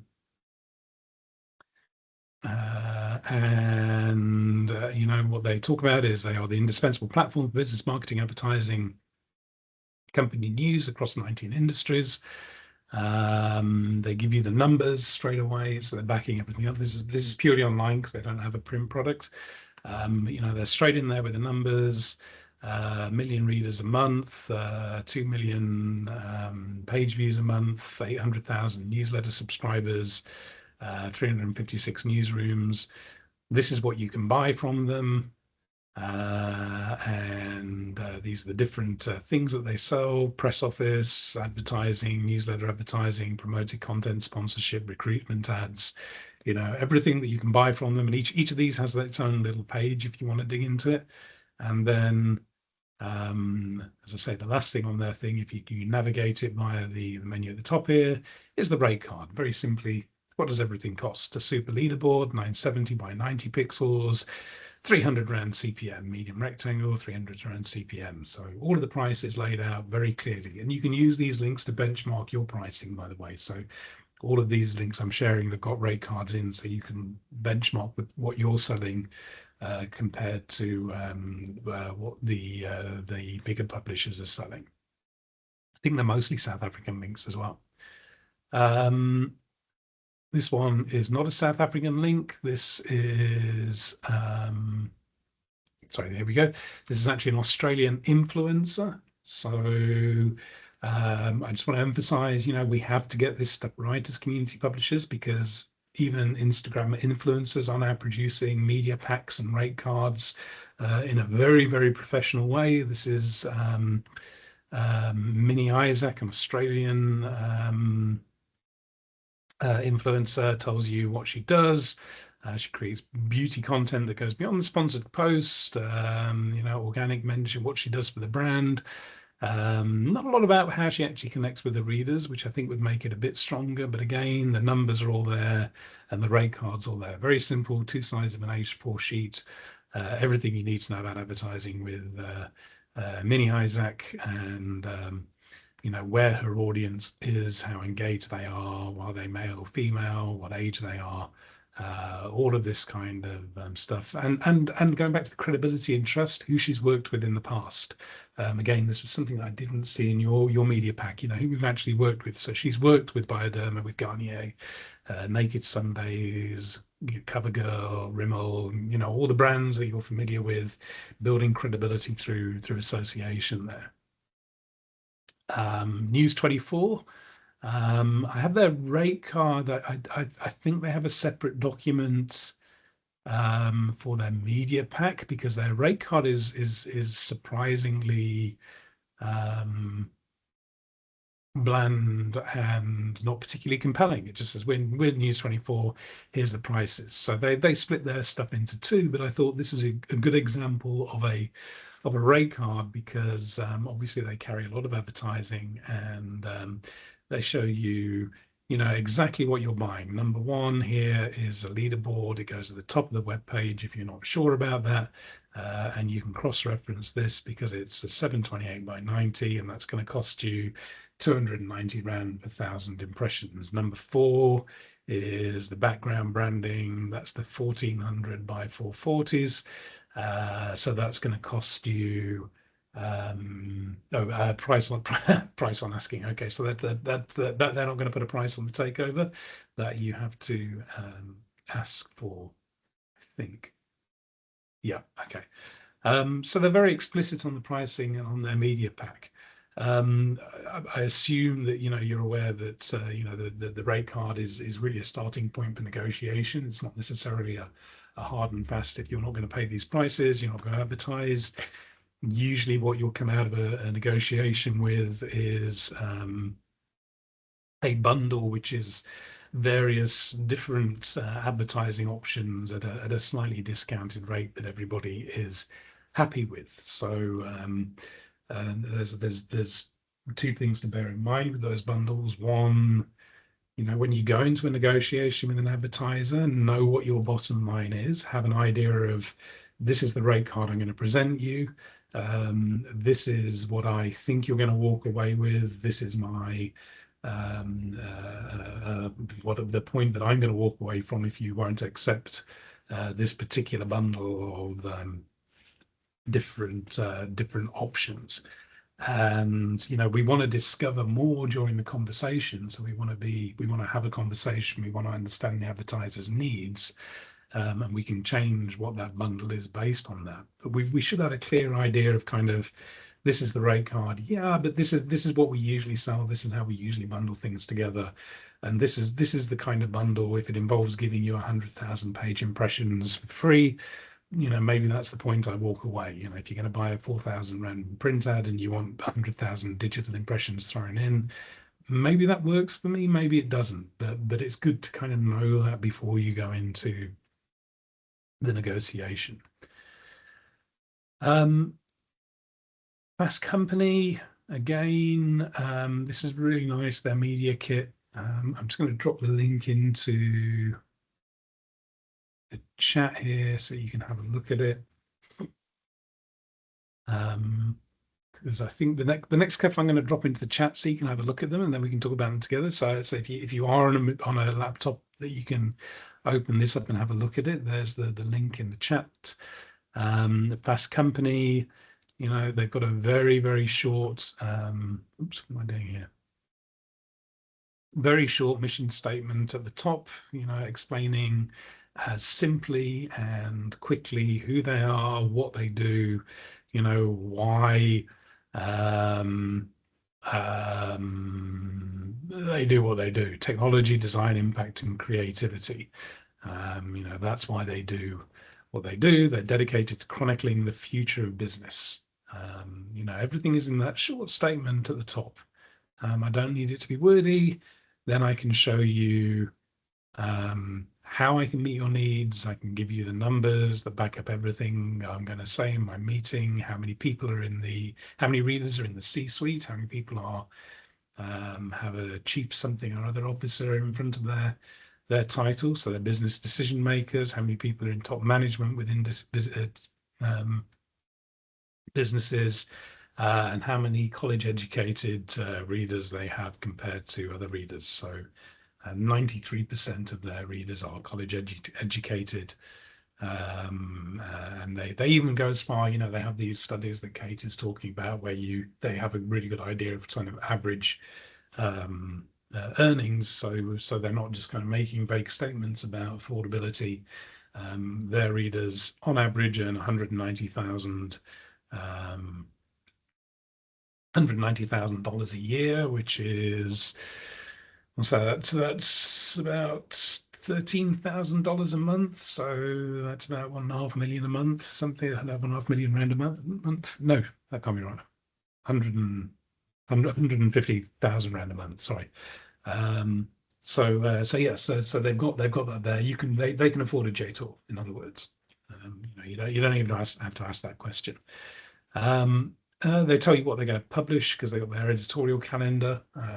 So, you know, if you're doing special editions, they have their special editions lined up for the next year, so that if I'm interested in advertising my workspace solution, if I sell desks and chairs, I know that the best time to advertise is going to be in their September issue, because that's when they're carrying a lot of features about workspace innovations. And more numbers, you know, rate cards, how much it actually costs to advertise in the magazine and online with them. So this, I mean, it's a little bit long, this one, but obviously Fast Company is a big global publisher, so they want to go into a bit of detail. This one is Glamour magazine. This is the South African edition of Glamour magazine. Just drop the link into the chat there. Again, you know, they have a letter from their editor. Again, I think this is maybe a bit superfluous requirement. If I was an advertiser, I don't really care. I'm absolutely not going to read that, but I'm going to take notice of this. You know, what is their brand mission? Their brand mission is to inspire, uplift, motivate, and educate. I mean, it's not a great brand mission. It's kind of very woolly, but yeah, it's also language that could be applied to what you do. You know, you want to inspire, uplift, motivate, and educate your communities. So that's why it's front and center right there. They're advertising, you know, straight away they get into it. The value for advertisers. Why are we the people who can solve your problem? Because we're the trusted voice for women. This is who our audience is. We're going to back up our claim with audience numbers and statistics. And we're going to tell you a little bit more about why it works. Here we go. Here's the statistics. So that those couple of pages are why we're the people who solve your problem.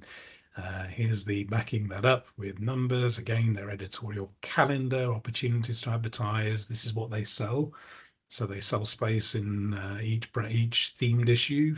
September is going to be big hair and beauty. October is going to be glamour and pink. November is going to be entertainment. And this is what you can buy in each of those issues: a full page spread, a double page spread, how much it costs, and then again mobile banners and how much it costs, and so on.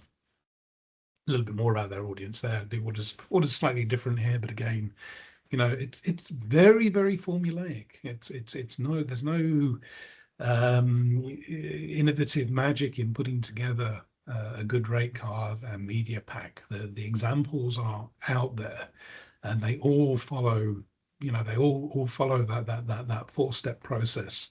And what they all do, the good ones, is they keep it simple and understandable. So we've got 15 minutes left.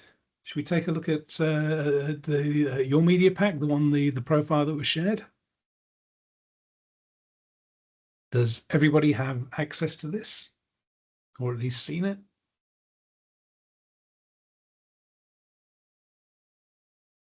How brutal do you want me to be?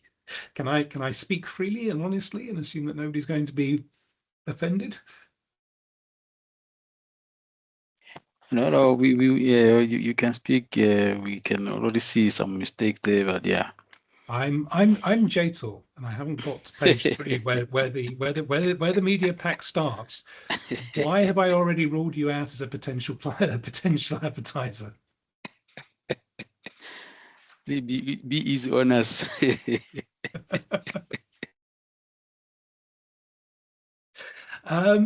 It's not just because of Kamapani.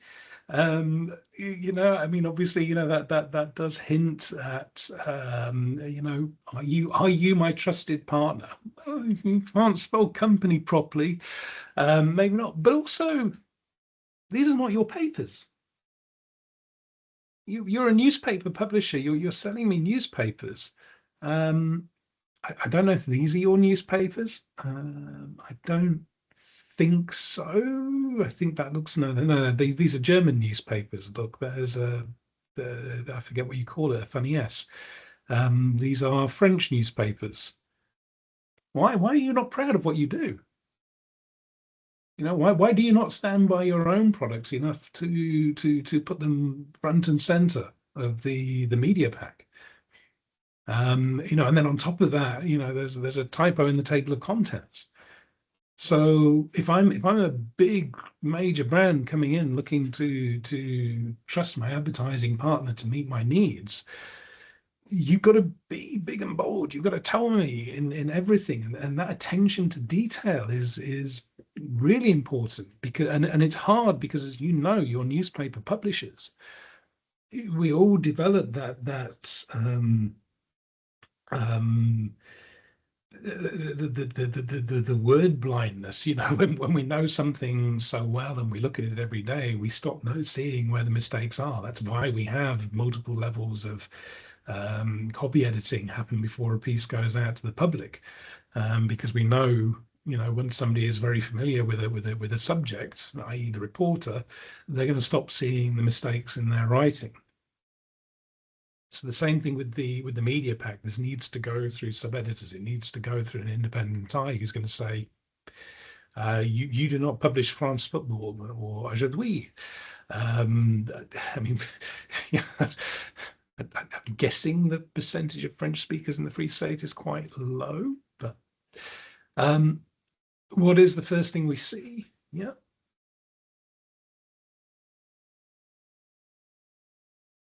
Talking about your history as a publisher, your ambition. You want to be listed on the Johannesburg Stock Exchange 17 years ago. Did that happen?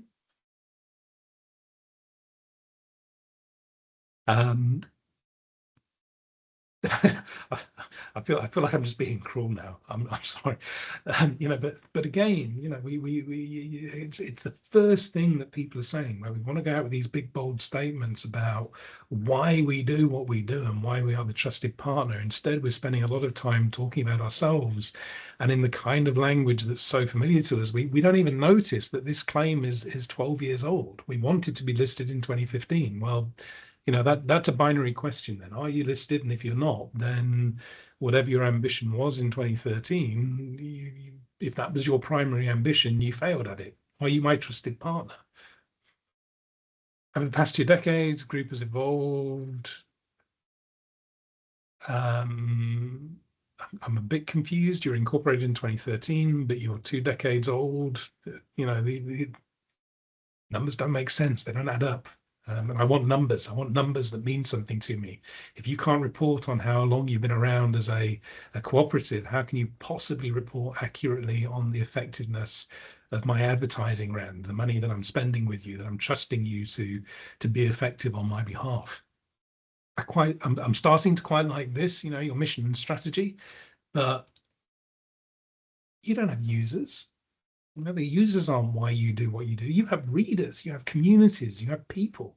I pathologically hate the word users. And I want to go in and smash the laptop of any publisher who talks about their readers as a user. I'm a user of Google. I'm a user of Takealot. I'm a user of Netflix. But I'm a reader of the newspaper. I'm a member of that newspaper's community. I'm a member of the community that newspaper stands up for and fights against. Where's the passion? Where's the why in user? It's such a horrible word to describe people. Strategy is to provide news, entertainment, trading opportunities. Again, it's the language of distance. It's the passive language of distancing ourselves from our mission statement and our why. I don't want to buy from somebody who distances themselves from their users and the participation. I want people. I don't want to talk about the strategy. I want to talk about what you do. Go ahead, Simon. Yeah. Sorry, Simon. I see you've got your hand up. Yeah.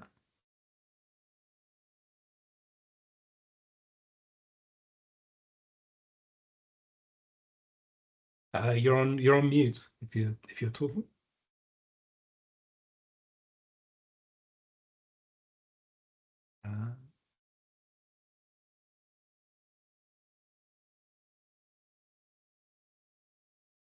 Adam, I just got a message from Simon, basically saying that he's sorry, he has to go to an IEC meeting now, so he's apologizing for having to quickly leave. But I said to him, it's fine because we are recording this, and so he can get the information. Yeah, thanks. Thanks, Kate. Sorry, and I also have a hard stop at 12 as well, unfortunately, so I'll push on a bit. So I think, you probably don't need me to go further into this. I'm hoping you can kind of see and use those examples of the media packs that I've shared to think about, how to structure yours right from the very beginning to, exude professionalism, exude passion and connection to your community. Think about what the advertiser is going to buy, because again, the next thing is we're into the history of the company again. We've had one potted history of the company, so we might as well repeat ourselves, and this time around we're going to give you our company registration number, because that's what an advertiser is going to be buying. I don't want to carry on over critiquing things, because otherwise I'll just sound like I'm being nasty. But again, organizational structure. Okay, I know you guys a little bit now, but again, it's not answering how you're going to solve our question. Yeah, definitely put the team in if you think it's important, as a way of contextualizing, particularly as a way of contextualizing the cooperative structure, which might be a little bit alien to advertisers, and you need to help them understand how you all work together.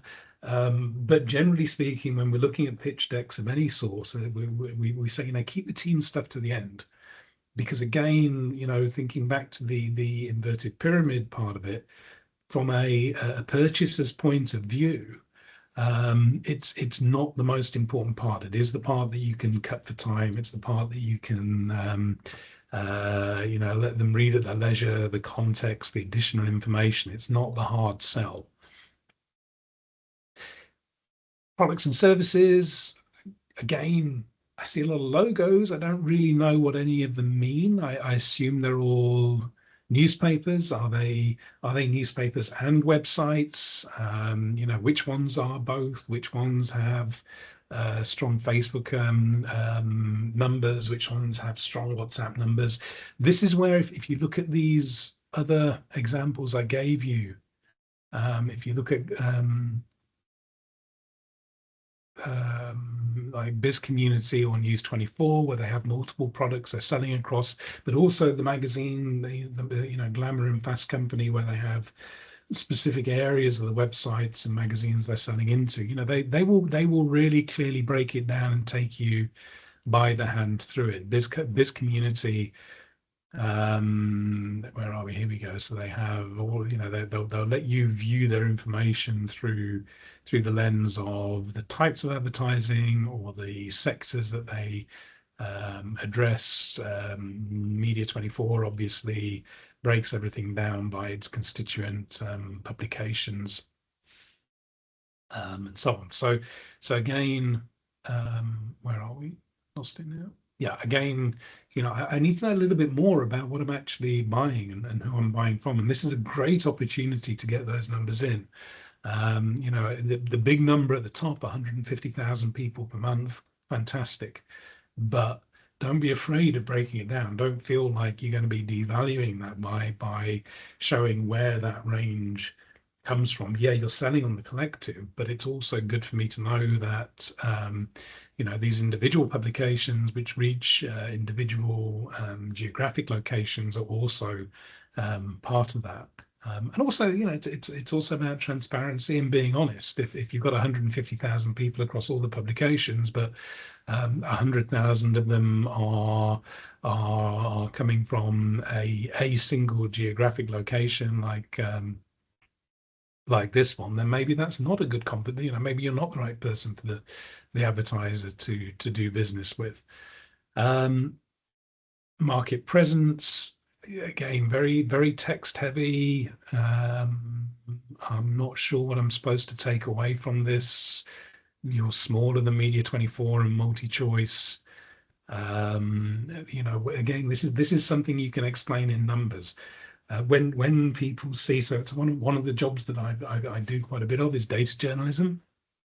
And when I'm teaching data journalism, you know, one of the key things that we try and get people to understand is that visual information has a much higher chance of A, being understood, and B, being remembered. So recall rates for information you visualize is like 70% higher than recall rates for information you just write on a piece of paper. So if you're trying to compare yourself to, say, maybe not compare yourself to the reach of Media 24 and multi-choice, but maybe as a trusted brand within a particular community, putting a chart in there, putting that compares the two. If you've done that question, do you like us more than Media 24? You know, that's really, really powerful, especially, you know, and it really staggers me that when we live in a country with 11 official languages, the majority of citizens and the majority of people who live here do not speak English as a first language. You know, visualizing information, you know, picking out the numbers, making them easy to digest, also speaks across language barriers. You know, it doesn't matter what language I speak if I'm looking at a graph. It doesn't matter what language I speak if I'm looking at a big number. So, you know, and this is just as true of a lot of the journalism we produce. You know, we expect our readers to know what a GDP increase actually means just by writing it down without putting it into, you know, essentially pictures, a graph that is easy to understand. Yeah, I won't go off on that particular diatribe because that's a little passion of mine. The footprint is good. Again, you know, I like this. You're showing me visually where all of the different brands that you represent exist. But I want all of this information together. You know, this is kind of like we've talked about the products and services. This is the next thing I want to see, and I want to quantify this with numbers. You know, it's like how many people in Volcom, how many people in Bloom, how many people in Vicksburg, or Pumulala. You know, these are the kind of things that are really interesting, because you talk about print, you talk about 150,000 copies, and so I've just noticed something else. But you also talk about somewhere we talked about online publishing and reach. And again, just going back to that attention to detail, this map is dated 2020. Now, a lot has happened in the last 6 years. You know, it is, I mean, my sincere congratulations if all of the publications are still going after COVID and everything. But, you know, we need to be thinking about how this looks to an advertiser. And again, if we're thinking about building trust with a potential long-term partner who's going to be advertising with us month and month and month, just looking for these kind of details that are just giveaways that what it says to me is you're not reading your own materials. And that's really not the impression we want to give people. Gosh, doesn't time fly when we're having fun? And I hope we are having some fun. So I'm gonna wrap up quickly, really around what have I done there? Quick recap of what we've talked about. From my side of point of things, you know, what does the advertiser need? And that is, you know, effectively a route to market that you can help them get. What does the advertiser want? And that is a trusted partner, somebody who is not afraid to express their why, and share their passion with their audience, with their advertising partners as to why they're the right people to work with. Why are you the best to satisfy their needs? That's the numbers. That's the numbers. This is how many publications we put out there. This is how many people we reach. This is the size of our web audiences, and how much it's going to cost. And I think if you can get those 4 things into a media pack, succinctly, clearly, without typos on the first page, it takes away so much of the effort in those conversations that Johnson and Bitzer were role playing earlier. Because in the process of doing this, you'll have all of that information at your fingertips as well.